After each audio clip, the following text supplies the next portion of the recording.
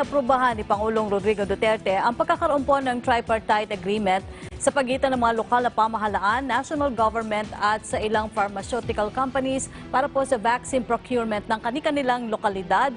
Kabilang nga po sa nakipagkasundo na para makabili ng COVID-19 vaccines ay ang Bacolod City. Kaugnay po niya makakausap po natin ang Pangulo ng League of Cities of the Philippines at Bacolod City Mayor Evelio Leonardia. Magandang umaga po, Mayor. Hi, good morning, Yusek Raki, and good morning to Secretary Martin likewise. Morning to the Philippines. Mayor, kumustahin Yes, po? ma'am. Kumustahin po muna natin ang ating mga kababayan dyan matapos nga po yung naging matinding pagbaha sa Negros Occidental noong nakaraang linggo.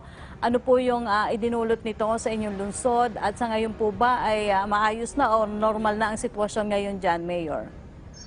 Unfortunately, Yusek Raki, Bacolod was not that hard hit.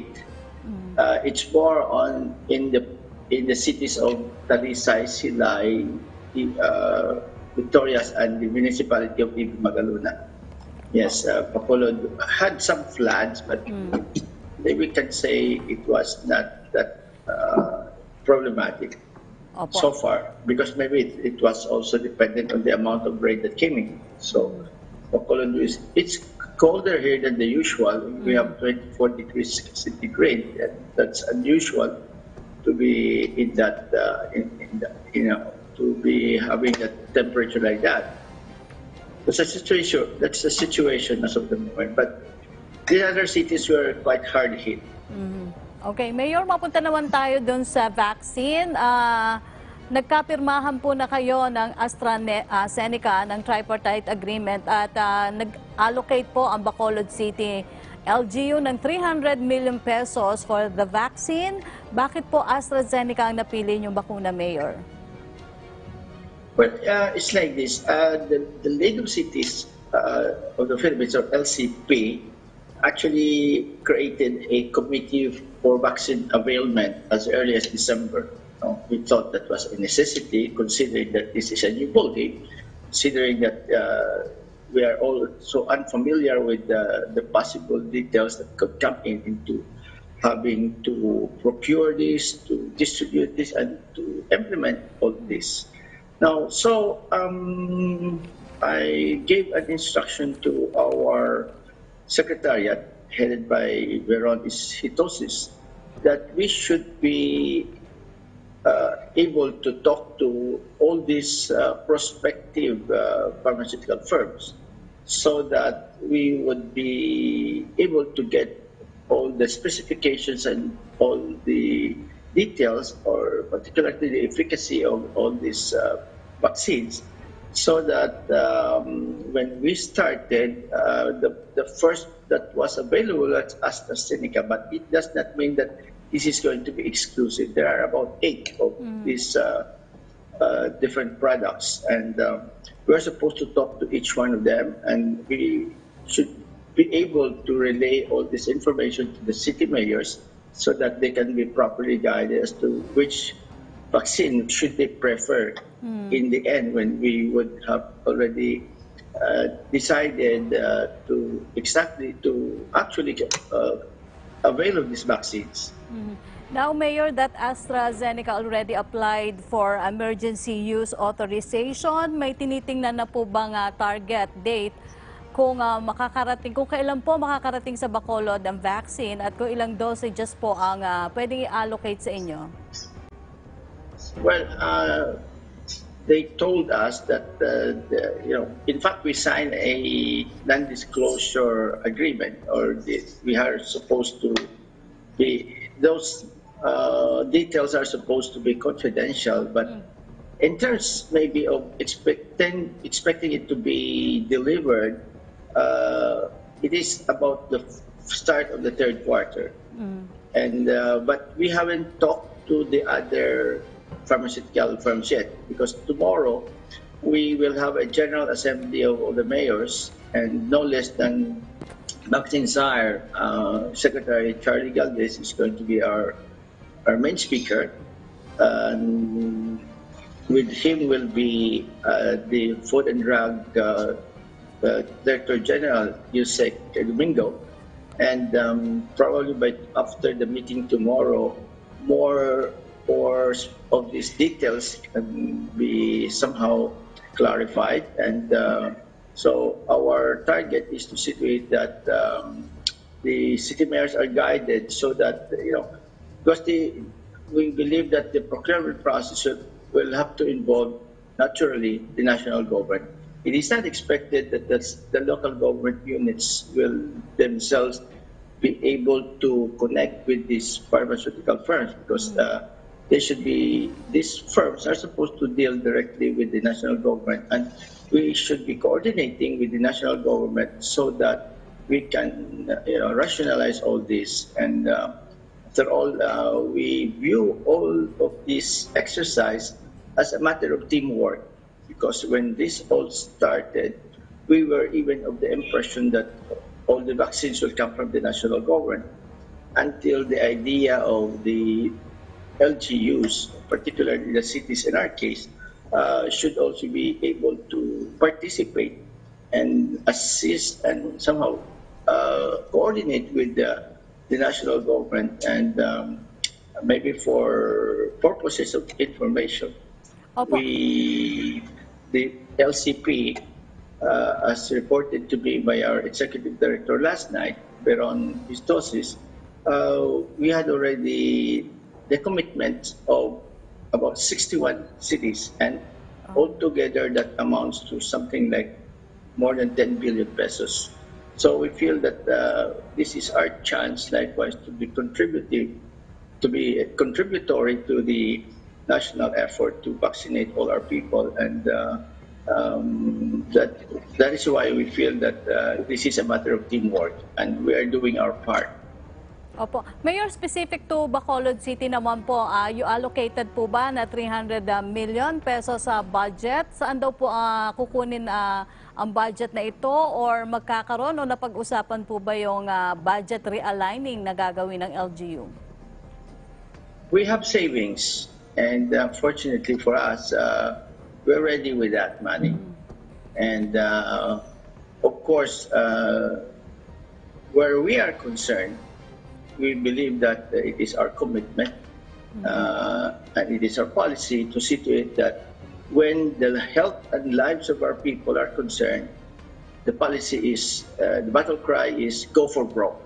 So that might mean scraping the bottom of our resources, but aside from the savings that we had allocated for this, we are committed that if push comes to shove, we're willing to realign, revert, or augment any and all items in our budget that if the need arises, we will scrape bottom.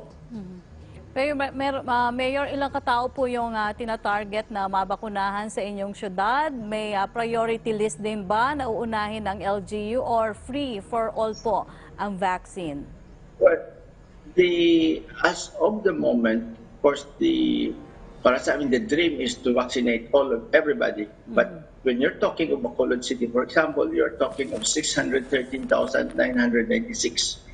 Well, whether that is realistic or not, I doubt so. So, on the basis of the initial advices that we're getting, they told us that about 80% is already good for herd immunity, or even as low as 70%. So, approximately, we are supposed to target a little bit less than 400,000. And that is just an initial target. We believe, though, that if circumstances will allow us, particularly our financial resources will be enough, then we would like to have everybody as possible to be vaccinated in Bacolod. But Mayor, may pag-iimbakan po ba ng bakuna dyan sa Bacolod? Ito po ba ay rerentahan din ng LGU? The what, please? Yung, You said correctly. What was that again? Sorry. Kung meron po kayong tamang storage o pag-iimbakan po ng bakuna dyan sa Bacolod, at kung wala po, kayo po ba ay magre-renta rin? Well, in terms of some vaccine, that seems not to be a problem because the requirement is just a low of something like 2 to 8 degrees centigrade.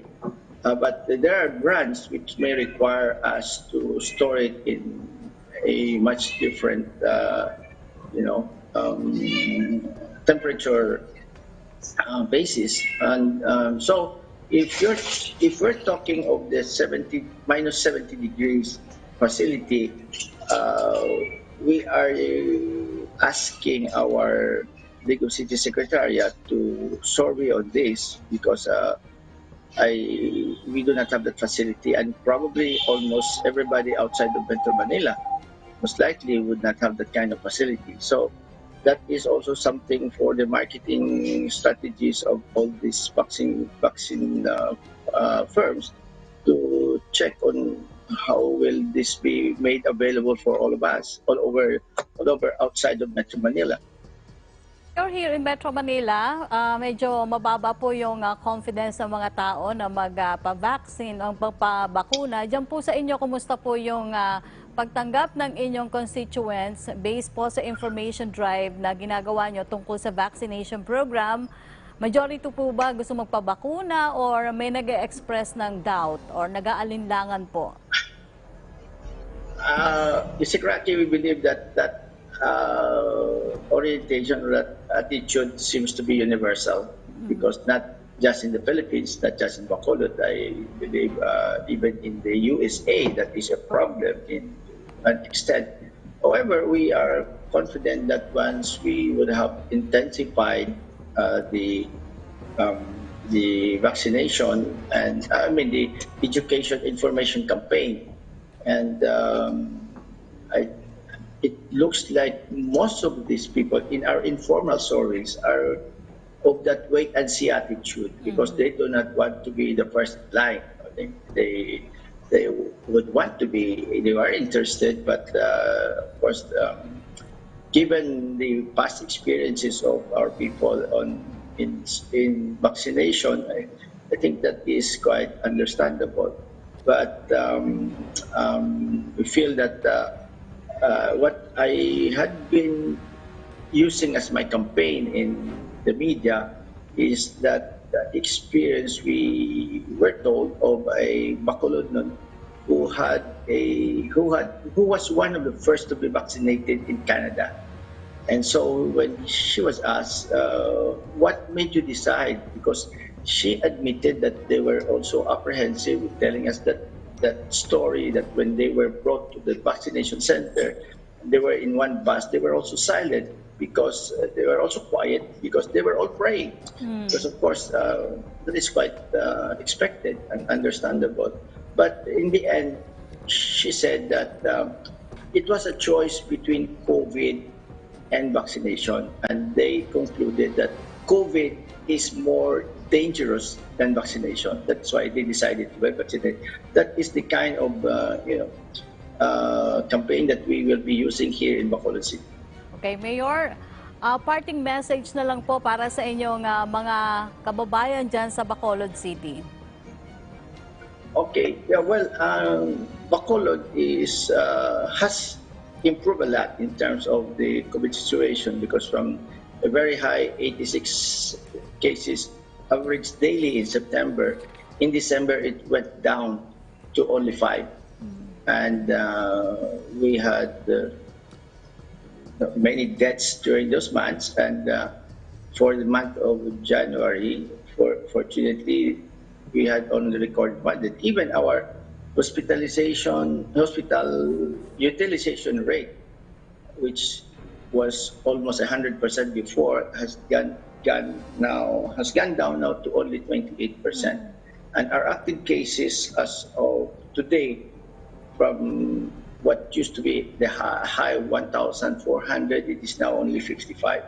So I would like to take this opportunity to thank President Duterte once again, together with Senator Bongo, for the quick response that they gave us when we were at the height of our problem. Okay. So together with the General Mel Feliciano, Secretary Simato, Secretary Dino, and of course Secretary Galvez, Secretary Dizon, the national government had been a very big help to us here in Bacolod, and so we would like to thank them for that. But in addition to that, Bacolod is very much a part or an active participant in this attempt to be in team play with the national government.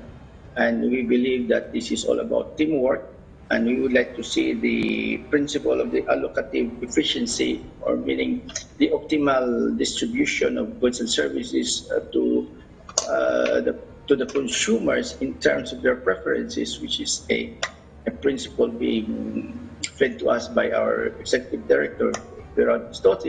We would like to see that eventually we would have all these things organized, considering that as of this moment, while we have at least 8 different products to choose from, it is a little bit complicated in the sense that they have different rates and they will be coming in different schedules. So all this will have to be trashed out, and it will be a process, and hopefully tomorrow during the General Assembly of the League of Cities of the Philippines, we will be able to see a clearer and more definite roadmap where vaccination is concerned, way down or cascading down to the cities and municipalities in the provinces in the Philippines.